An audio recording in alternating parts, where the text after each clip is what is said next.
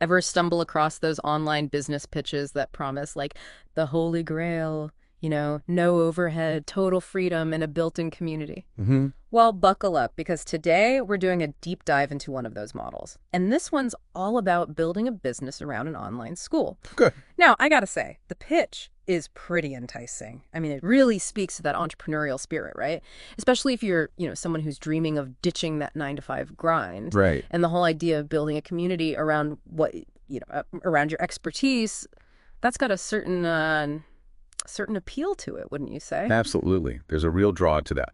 But you got to remember that no business model is without its complexities. You know what I mean? It's not all sunshine and roses. Right, right.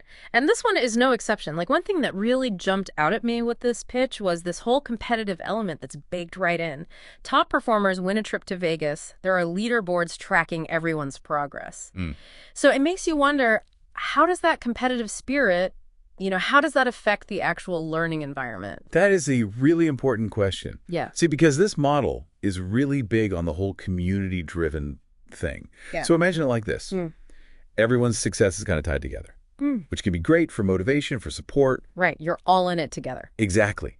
But whenever you've got a community, especially one with that competitive edge, well, there's always the flip side. It's a double-edged sword. You've got the good and the bad.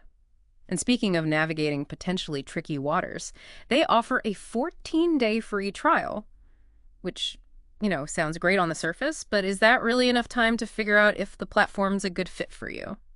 You are right to be asking that question about the 14-day trial. I mean, it's a tactic, right, to create that sense of urgency, that FOMO. But you can use these trials strategically.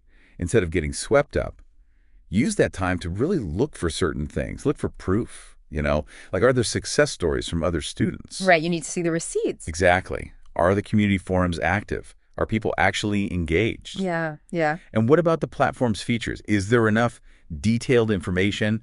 Don't be afraid to really dig in and even, ask some tough questions in the community. Don't be shy. That's good advice. Now, this pitch, much like a lot of them in the online business world, they use language like changing someone's life or giving you all the tools you need to succeed. It's powerful stuff. But how do we know how much of that is genuine and how much is just, marketing hype? Yeah, that's a common thread for sure. And I mean, in theory, a strong community can absolutely be transformative. There's that potential there. Yeah. What's key here is to look beyond those buzzwords. Ask yourself, do the testimonials feel authentic? Are there actual people? Are they genuinely supporting each other's growth? That's the real litmus test. That's how you separate the hype from the real deal. You got to cut through the noise.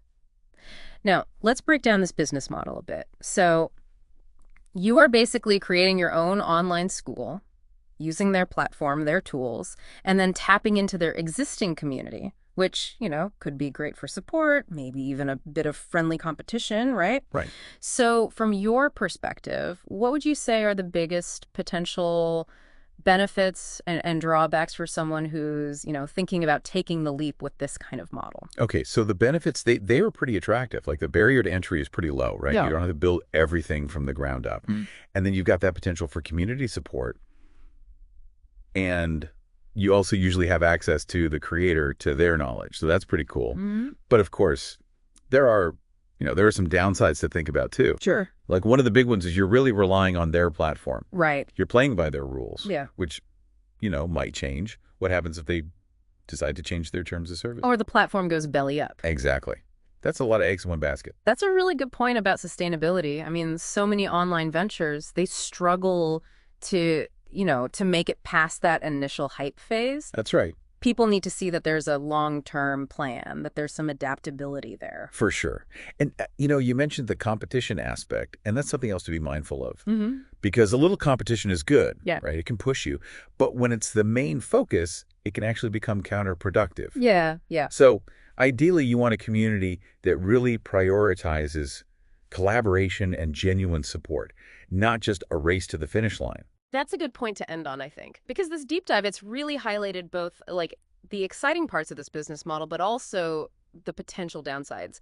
But at the end of the day, it all comes down to this. If you were the one building this online school community, what would you do differently? What values, what features would you put in place to make sure that it's actually successful? And I mean successful both for the creator and the participants. Something to think about, right?